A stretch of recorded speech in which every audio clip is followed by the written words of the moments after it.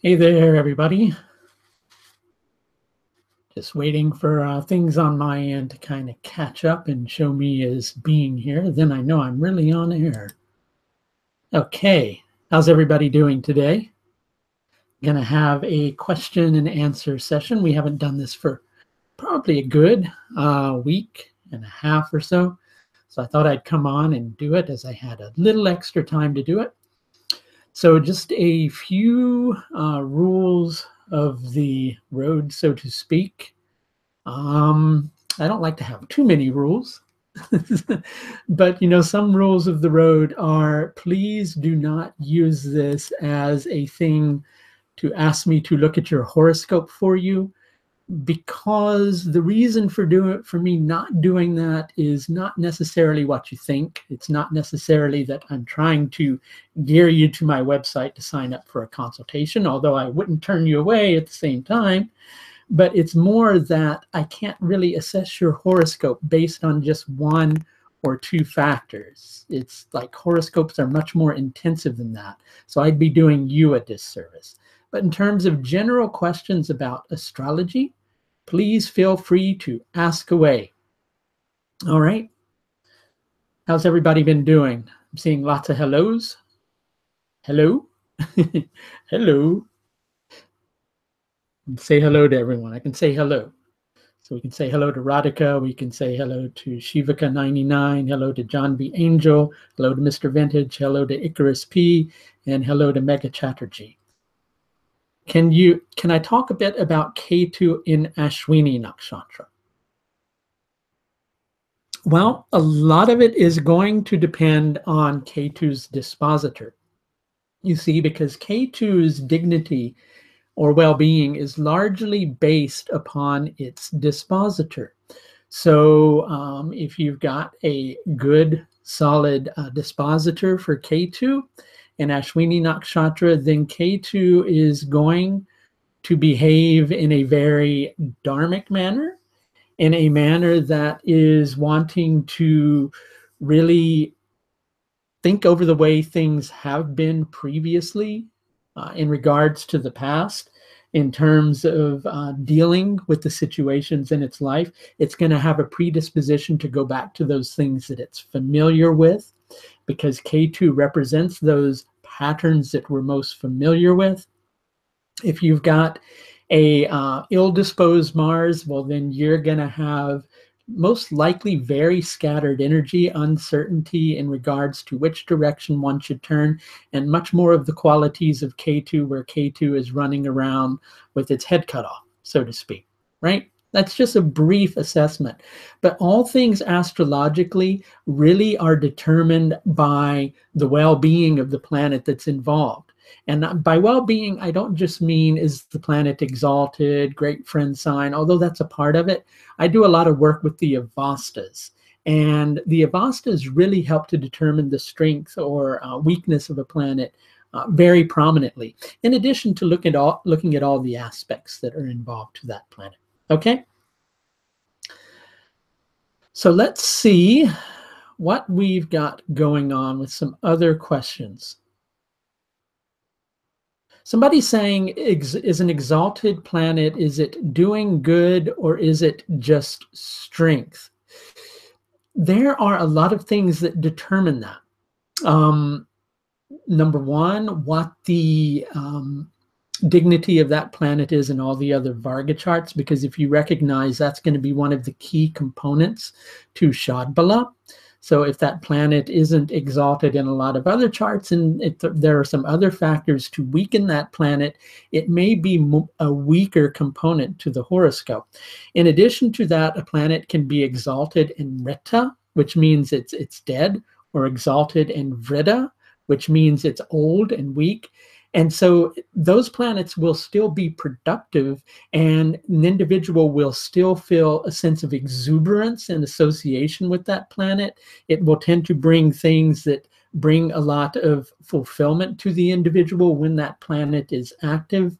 But sometimes those things may have a tendency to decay over time, dependent upon whether that exalted planet is Vrida, Mrita, whatever. Okay? I calculate planets with which Ayanamsha?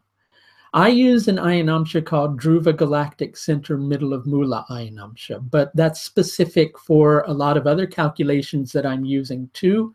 So me just telling you that, it may not work for you, right? Because it works well with a specific set of calculations, okay? So let's see what else we've got here question-wise. Oh, hello, Samir. And I know you're not saying hello for you as in question mark to me, but I'm going to say hello back anyway.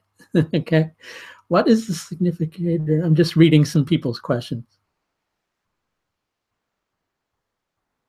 Okay, somebody's asking a question. I may kind of reword your question a little bit to kind of give you some information on the Antardasha Lord. I'm going to copy and paste your question, though, before it gets lost. What is the significance of Antardasha in the sense of timing the event? Well, let's leave the transit side of it out. When it comes to dashas and Antardashas, the Mahadasha Lord sets the ceiling for everything else that's going to happen underneath it, right?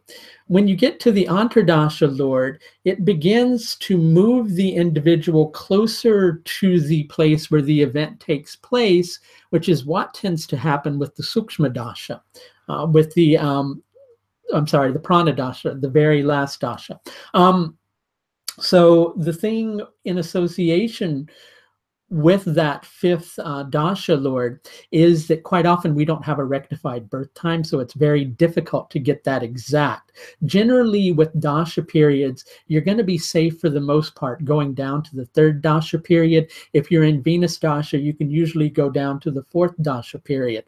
So you're saying if any planets transit over the Antardasha Lord, well, that's going to trigger the Antardasha Lord, but the Mahadasha Lord is still going to have the final say in the event.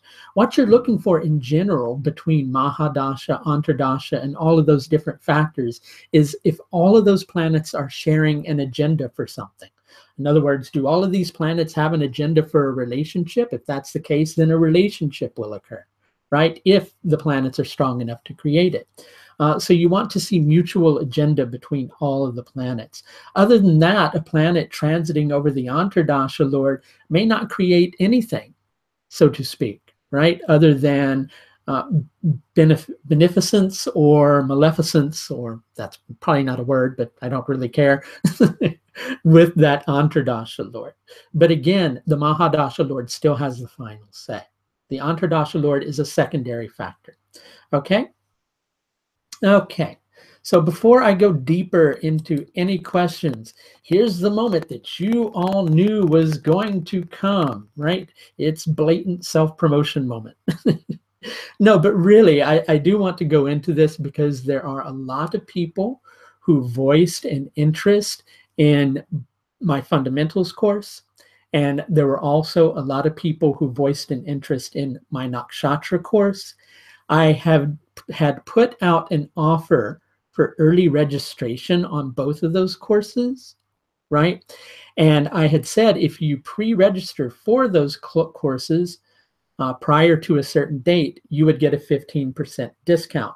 Now, these courses are not taking place until the spring. They're going on from March until February 2019. They start March 2018. They go on to February 2019. But if you pre-register early for these courses, you get a 15% discount. Now, for the fundamentals course, the deadline for early registration is approaching on the 4th of December. So if you want to register early for that course, you will need to do so before Monday, this coming Monday, or the close of the day on Monday, I should say. So basically, if you register for the entire course, that is $764 for the entire course. That's with the discount. But you can also register by trimester. Okay, if you register by trimester, that's $279 per trimester. Your next trimester payment would not be due until sometime in June of 2018. And you would be locked in at the discounted price for the remainder of the course. So that means when the next trimester comes up, you'd only have to pay the $279 that you paid for the first trimester again. Okay, and it's a similar thing for the Nakshatra course, which is going to be starting about the same time, but the pre-registration deadline for the Nakshatra course takes place on the 11th of December. But if you want to register for the fundamentals course, you would need to do so for that by the 4th of December, which is this coming Monday. And you can find information on that on my website, AuthenticAstrology.com, and there's a courses link. One last little bit of promotion work, so to speak. I am offering year ahead consultations for people who are interested in a look at the year ahead. Those are available in both 3-event format and 5-event format. You can find those, a link to those on my homepage. Okay, back to answering some astrological questions. And let's see what we've got here in the questions section. Okay, I'm going to copy and paste somebody's question. I've answered this one before, but I'm going to go into it again because it is a good question and it is a good point of significance. But first, somebody else is asking another question. What is the best place to start studying Vedic astrology? So overwhelmed and don't have a lot of money for courses at the moment. Number one, I would recommend registering, even if you're paying by trimester, if you can, because that is something that is helpful. Outside of that, there are a few decent books, but you have to be very committed in order to learn things in a good manner. Sorry, multitasking. And when I multitask, I kind of get confused. There we go. So somebody had asked, what does it signify if a planet is debilitated in the Rashi chart, but exalted in the D9? Okay, the Rashi chart is the life path of the individual. Okay, it tends to show when a planet's being activated in it, what we're focusing the path of our life upon. Okay, so for instance, if you're in your Jupiter Dasha period and Jupiter happens to be your 7th lord, right? Then Jupiter is going to be bringing your focus, the focus of your life path, upon relationships. It means that relationships, good or bad, become a big focus of your life path. But that doesn't let you know whether you find any meaning in your relationships. It doesn't let you know whether you find any purpose in your relationships. It doesn't let you know really on a certain level whether there's purpose with you being in a relationship. So your life path can be focused on relationships. If you've got a good solid planet, you may go, wow, I'm really into relationships right now. And then if that planet's debilitated in the Navamsha, which is the opposite of what you said, then you don't really get much meaning from that relationship. And vice versa, if the planet's debilitated in the Rashi chart, you may go through a difficult time. You may find that overall relationships are difficult for my life path, but I get a lot of meaning from them, right? That's what the Navamsha is about. Things that we find meaning in, things that we find purpose in relation to. Okay? That's how you look at that. All right?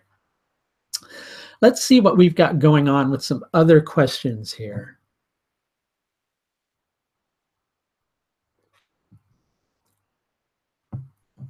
Okay.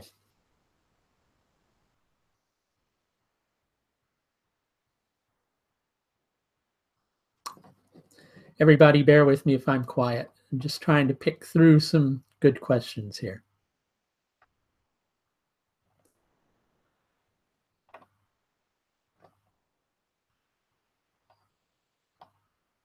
So pardon me if I'm quiet. I'm just looking through your questions.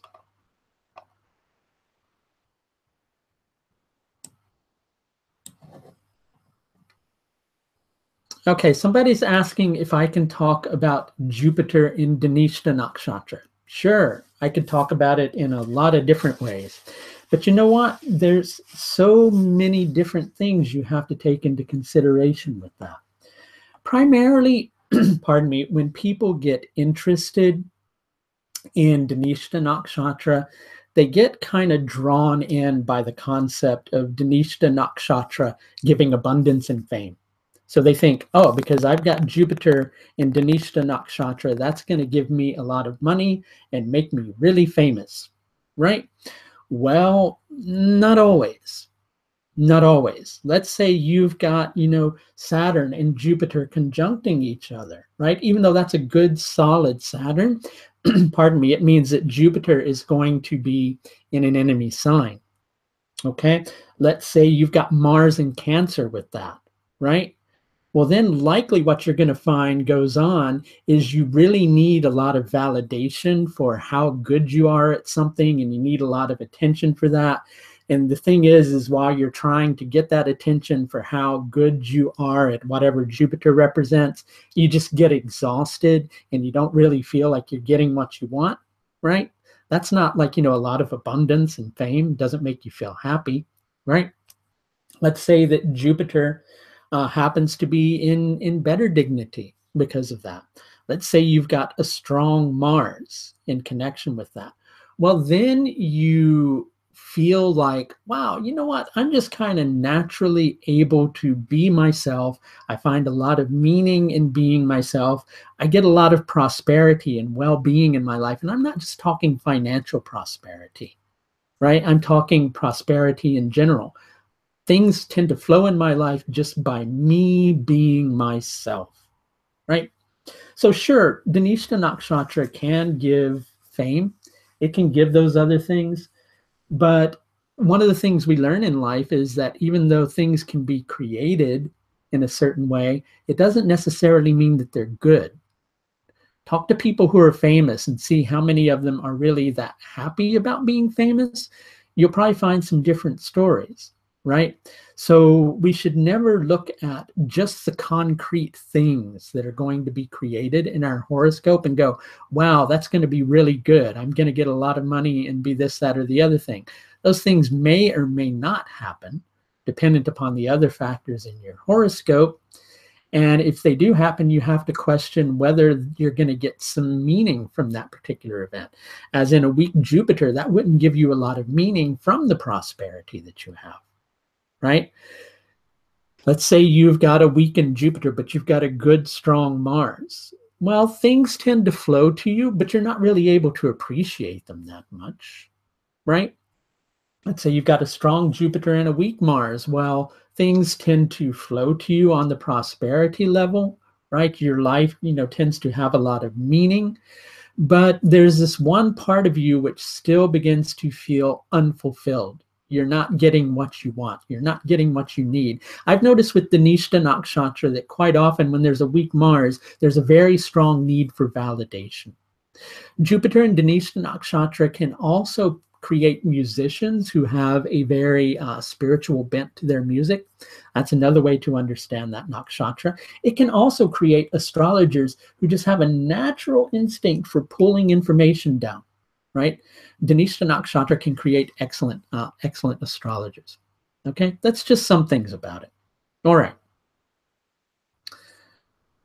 Let's see what we've got here. Somebody's asking, this is a good question. I'm going to give you my opinion on this. Okay, let's Control-C your question. That's my way of keeping an eye on people's questions before they get lost or buried, okay? So somebody said, please talk about debilitated planet gaining directional strength.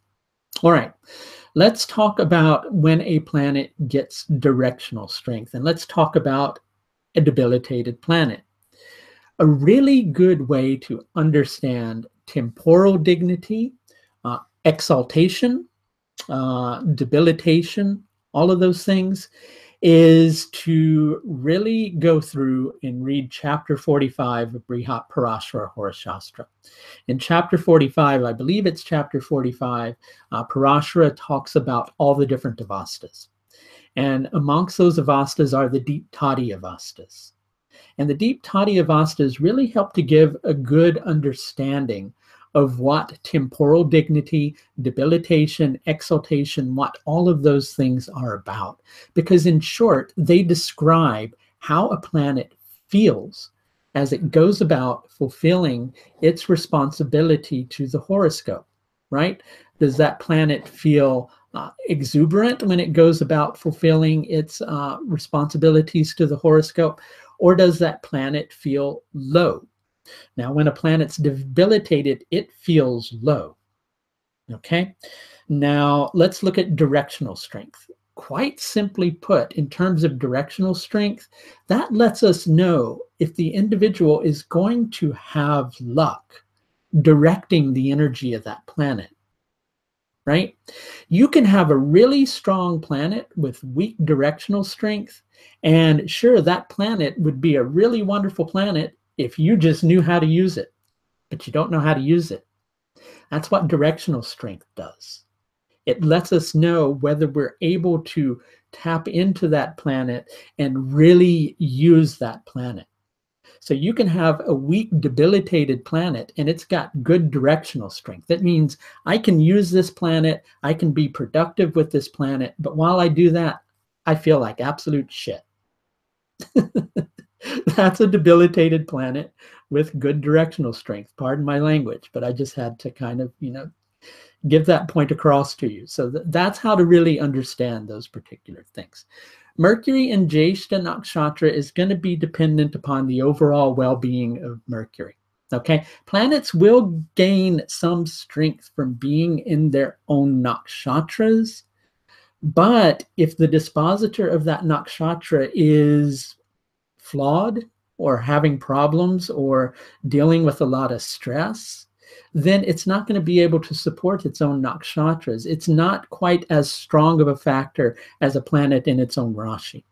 Okay, it is something that can be really positive when you have a good, strong nakshatra dispositor. Okay. Exchange. Okay, I'm gonna see what else I can find here.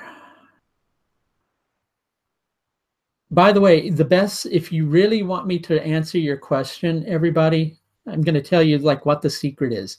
Make your questions really simple.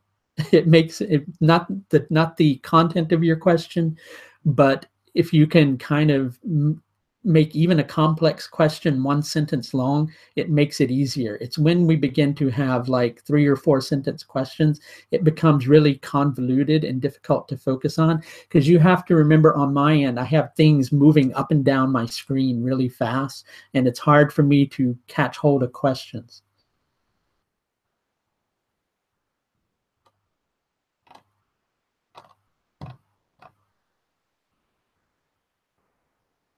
Okay, so give me a second. I'm trying to find. Okay, here's a question. I love answering these questions, right? I'll tell you why. Okay, so just give me a moment. I'm copying and pasting your question here. Okay. So let's say you've got a cookbook, right? And you don't even know what question I'm answering yet. I'm getting to that here in a second. Let's say you've got a cookbook and you follow a recipe verbatim. But let's say you've got a really bad batch of garlic powder. And let's say you've got some wilted vegetables, right? And let's say that the milk that you use in the recipe is like 2% or semi-skim milk, as we call it over here, and it's not as full and vibrant milk, right?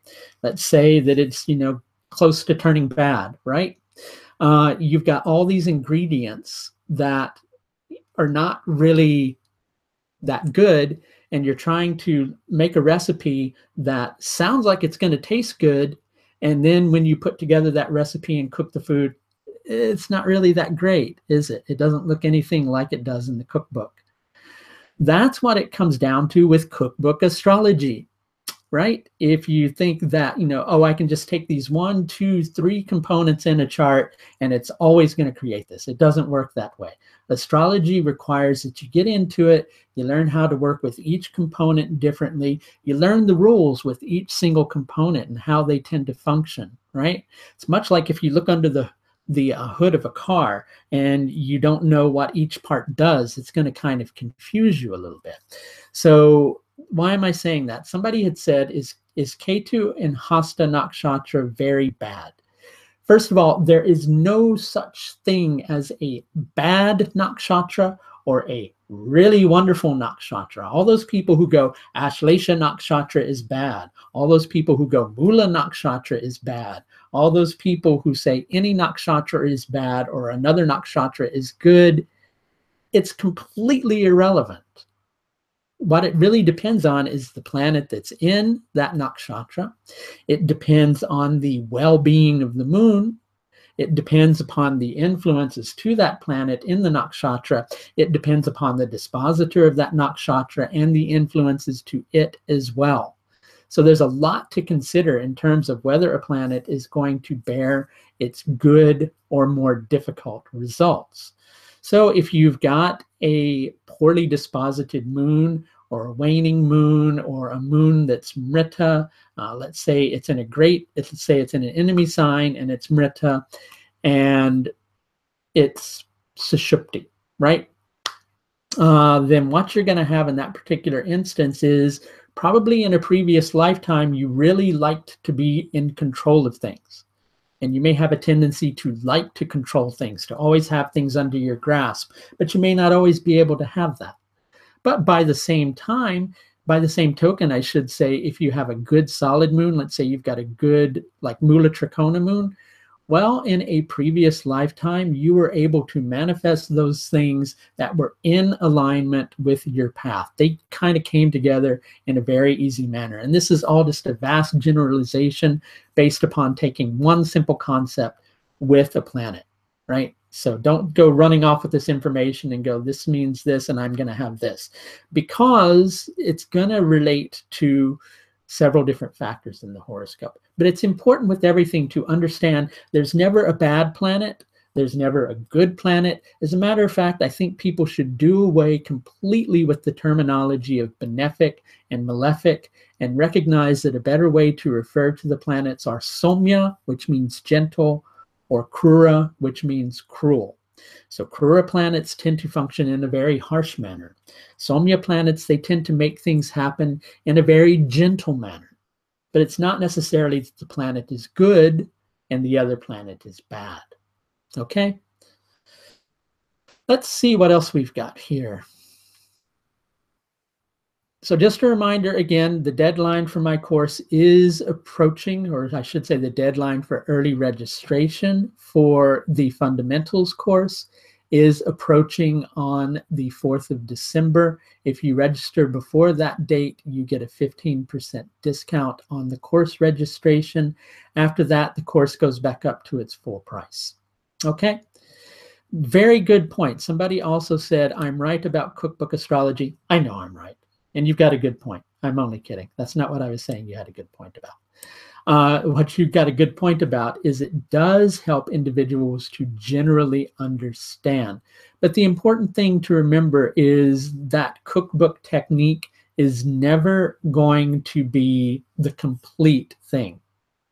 It's never going to be complete. There's always going to be something else that's there. And you have to understand how to interpret all those different components. Okay? Let's see.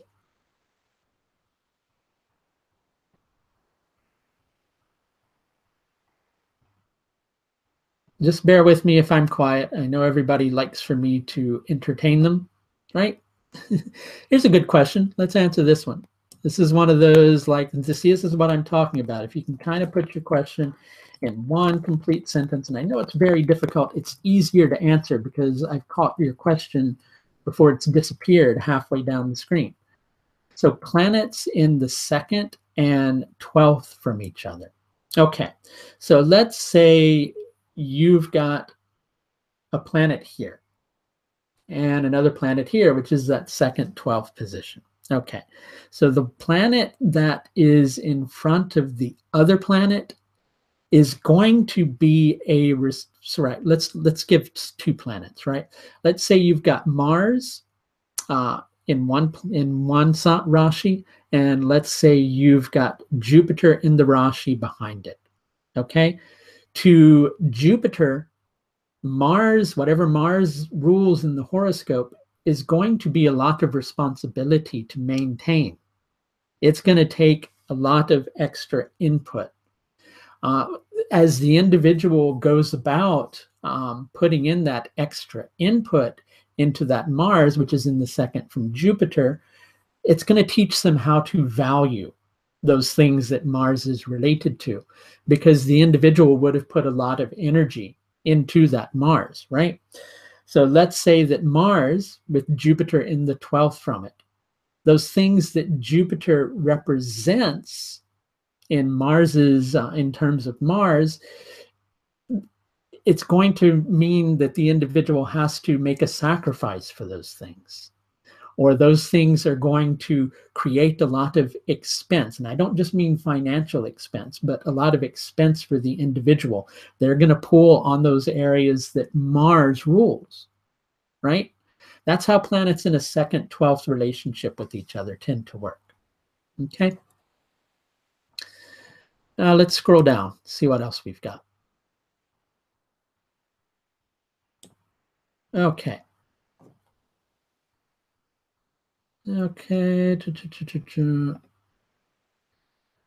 Let's see what else we've got here. People's questions are scrolling down the screen so quickly that I'm having a hard time keeping up, which is good. We'll go on for another like 15, 20 minutes, right? My opinion on a Moon-Venus conjunction. Again, this is one of those things that a lot of people don't go into, okay? A Venus conjunction to the moon is not going to be bad for the moon, okay? But a Venus conjunction to the moon is going to be difficult for Venus. And this is something called the Lajatati Avastas. When you have a planet that is sharing a Rashi with its with an enemy, then it creates a condition called starvation for that planet that is sharing a sign with its enemy. Okay, so what does that mean in general in terms of the moon and Venus? Well, let's look at all the things that Venus represents. Venus tends to give us, when we've got a good solid Venus, it gives us the capacity to make good decisions in our life that help us to live a life that's enjoyable, that help us to live a life that is pleasurable, that helps us to live a life that has some luxury in it, that helps us to live a meaningful life within the material plane of existence. A life where we feel like we have a lot of material abundance, that we take pleasure from those things that are in our lives. Okay?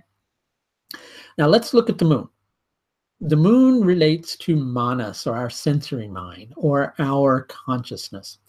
The moon is also what's called a creeping planet, right? There are all these different aspects of the planets that a lot of people don't know about, and which you can learn about on my course. Blatant self-promotion moment. Okay. There are all these different qualities about the planets that a lot of people don't know about. The moon is creeping. Why is the moon creeping, right? Well, basically, the moon is about fulfilling our needs. It's about fulfilling our needs. As we go about trying to fulfill the needs in our life, then we tend to perceive things in a certain way, which is another quality of the moon, the subjective experience of the things that are in our life. Does this thing bring something into my life that makes my life more valuable, that makes my life grow, that makes my life feel like it's going somewhere? Or does this particular thing bring things into my life that make my life feel like it's falling apart, that it's waning, that things are decaying, right? Those are qualities of a waxing and a waning moon.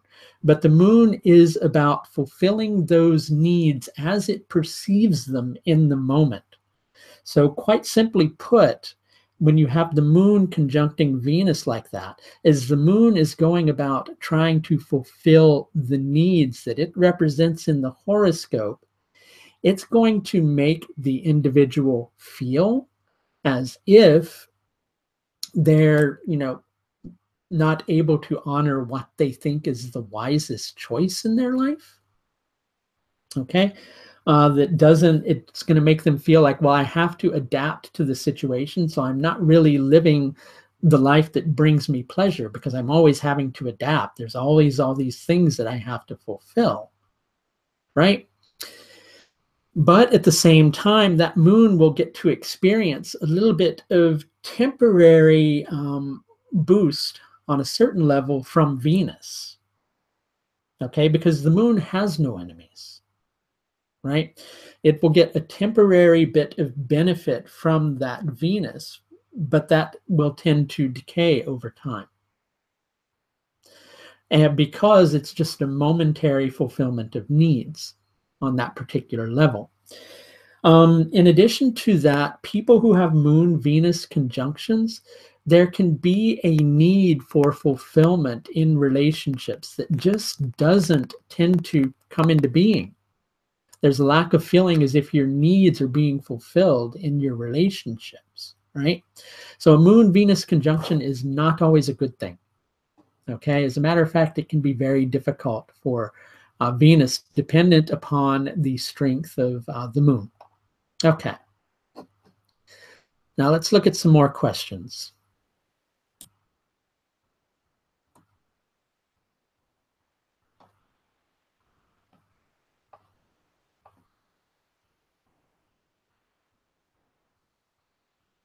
Okay, let's see.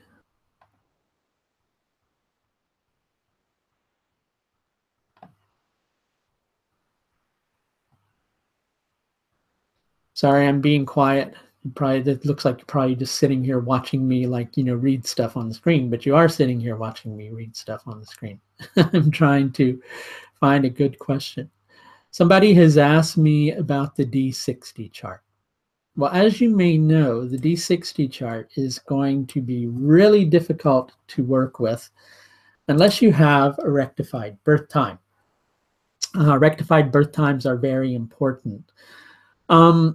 The Shastayamsha chart, the D60, pardon me, tends to set the ceiling for all the other Varga charts. So for instance, if you have a planet that's exalted in the Rashi chart, but it's debilitated in the Shastayamsha, then that planet can only go so high, right? It can only give so much exaltation.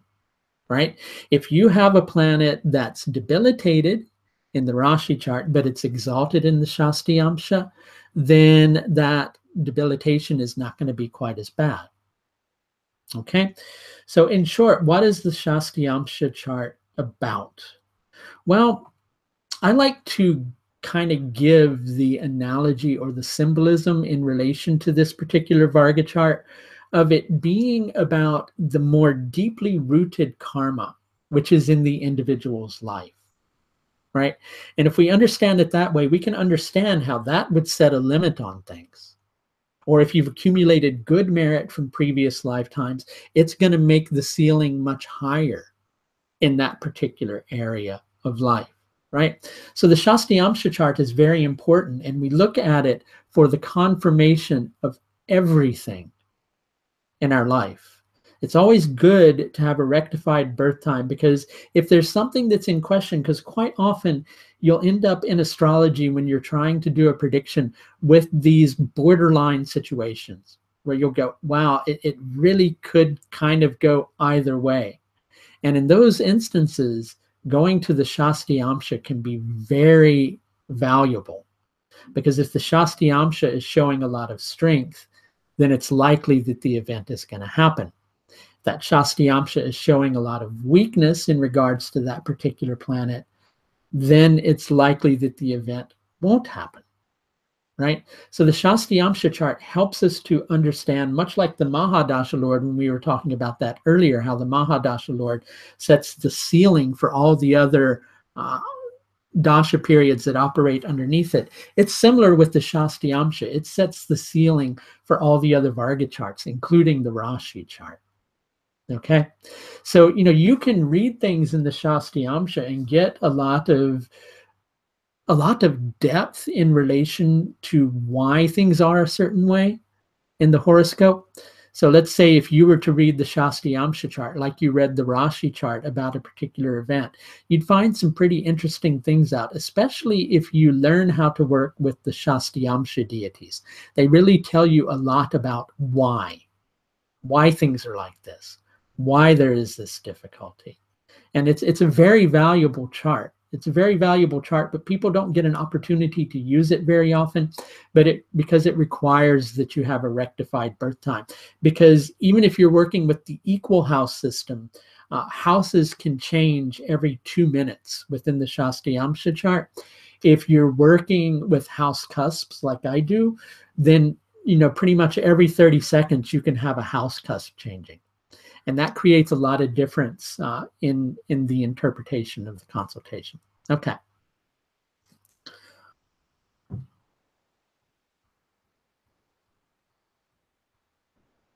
If the Mahadasha Lord isn't activated, but the Antardasha is, will it influence transits, or does the Mahadasha have to be active as well?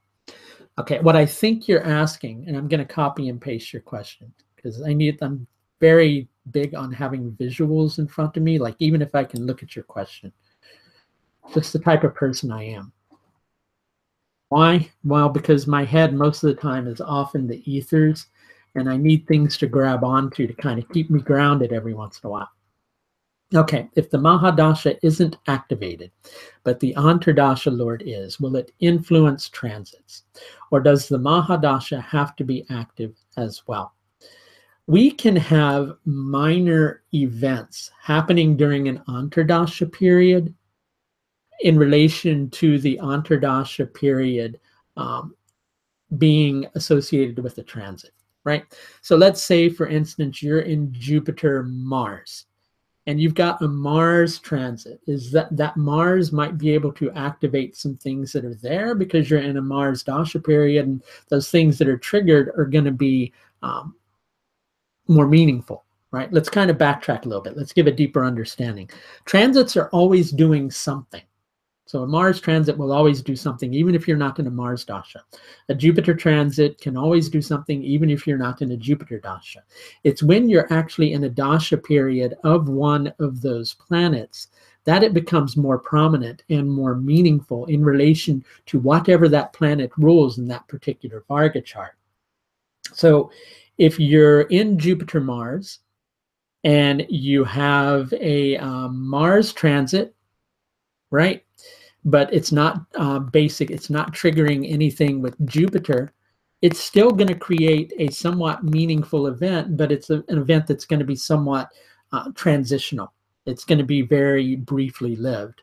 Whereas if it's a planet, if the transiting planet is connected in some way, shape, or form to both Dasha periods, it's going to be much more powerful. Quite often when I'm doing prediction, I'm usually going down, if I haven't rectified the birth time, to about 3 different dasha levels. Okay, then I'm tending to narrow things down with J-mini dashas, and then I'm looking for specific transits. Now, if those transits are relevant, if the planets that are transiting are relevant to particular houses, or if they're karakas for certain things that the Mahadasha, the Antardasha, and the Prachantardasha are also connected to, then that becomes a powerful event. So if the transiting planets and the Dasha planets share an agenda with each other, then powerful events can be created. If the transiting planets are just sharing an event with the Antardasha Lord, sure, an event can happen, but it doesn't have as much oomph, so to speak, and it can be they're not the powerful, meaningful events during that period of time. Okay, that's probably the easiest way to answer that. We'll go for another 15 minutes. Let's see what we've got going on here. Okay, before I go into some other questions, if you don't like blatant self-promotion, mute your microphone. Okay, so one more time, because people who are here now may have missed things earlier on. I wanted to share the news today that basically the early registration discount for my fundamentals course, which starts in the spring, the early registration deadline for that is the 4th of December.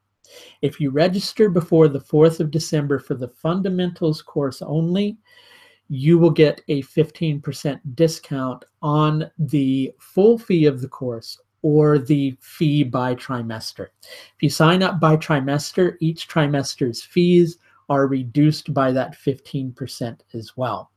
Now, ordinarily, the fee for this course is $899 for the course because it's a full year course, or $329 per trimester. If you register before the 4th of December, it's $764 for the full course, $279 per trimester. And that $279 would be relevant again in June when the second trimester comes up. Also, there's a Nakshatra course. For those of you who are interested in that, the early registration deadline for that is the 11th of December. You can find all this information online, but I just wanted to give this news today so that those of you who are interested could be aware that that deadline is approaching. I recognize that fees in dollars are high for Indians, but sadly, I live in a pound culture with my business still presently based in the U.S. Because I'm just spending some time overseas, and so basically that is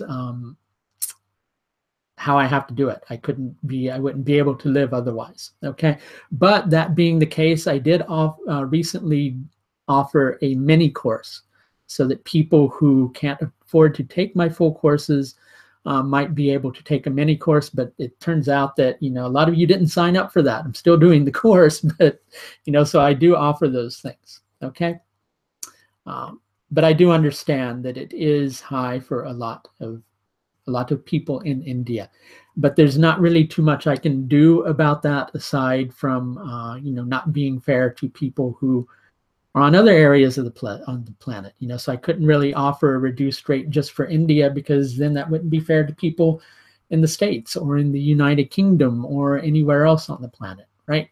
So it's a difference in economies, and I do apologize for that, but it's really probably the best I can do about that. Okay. Okay. Let's see what else we've got here. People are asking about Brigu Bindu. Brigu Bindu is very important. I have actually been using it a lot in terms of figuring out a person's destined vocation. What I tend to do in that regard is find out all the career planets, all the houses associated with those career planets, all the nakshatras associated with the planets, all the nakshatras connected to the houses, see what's being activated by the Dasha period, see if those same things are being activated in the Shastiyamsha, take that information and understand what an individual is most likely to do. And then I look at the Brigu Bindu Nakshatra and I see what it's saying, and I make that the primary strong influencer. And I've been having a lot of good results with that. Okay.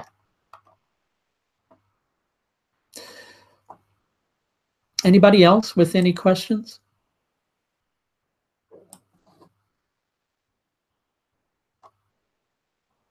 Let's see. I know there's a lot of questions here.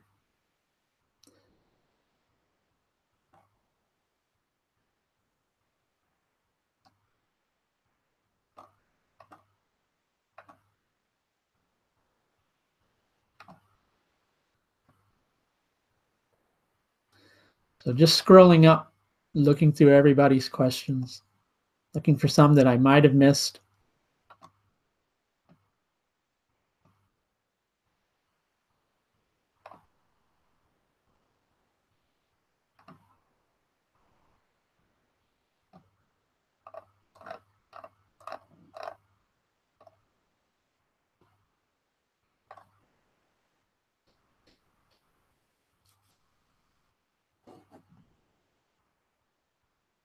Okay, somebody says, let's see if I can find it. Brigu Bindu in the first house. A lot of that would depend on the dispositor of the first house and the well-being of that, and the dispositor of the nakshatra that Brigu Bindu is in, and influences to your ascendant. If you know Rashi aspects and you have a good strong Jupiter and a good strong Mercury influencing that ascendant, then it can really help you to manifest your destiny. Those are some of the strong factors that you'd want to see. A good solid moon helps as well, not to the same extent as Jupiter and Mercury. Jupiter and Mercury are really powerful influencers in a horoscope. They tend to bring manifestation to things, especially in terms of concrete things, right? But you might have Brigu Bindu in the first house. The dispositor of your ascendant could be really beat up and debilitated. You could have a lot of harsh planets influencing that first house, and it can be difficult for you to realize your destiny. So a lot of it depends on all the influencing factors that are there. Okay.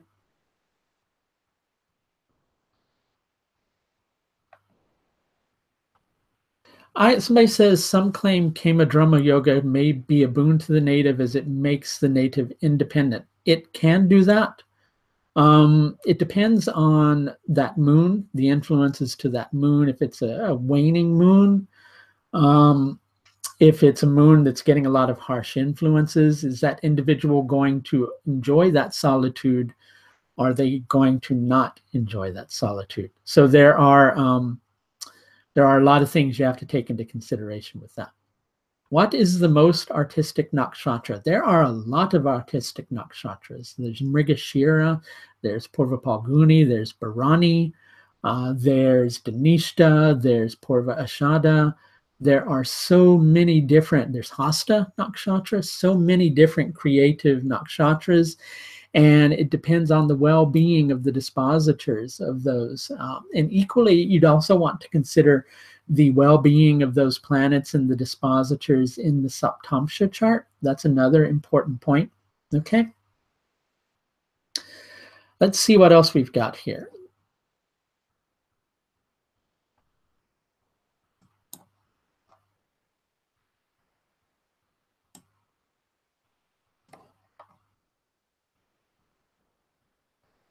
Probably going to go here in a moment. My throat's beginning to get tired.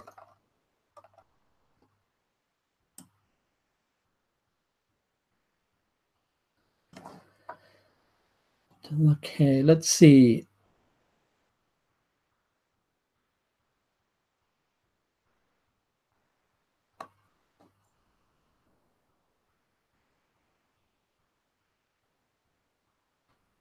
So somebody's asking about a sloka in Brihat Parashara Horashastra about second lord and seventh lord Antardasha in Jupiter Mahadasha will bring trouble.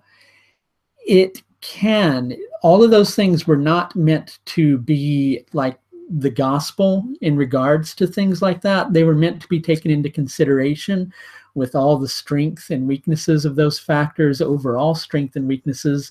That on a certain level is a planetary yoga. Planetary yogas, you have to kind of judge them in terms of the strength of the planets in a very specific manner. Also, a lot of the stuff that's in Brihat Parashara Horashastra comes from corrupted sources because Brihat Parashara Horashastra was put together from several different sources that had little bits and pieces of the information.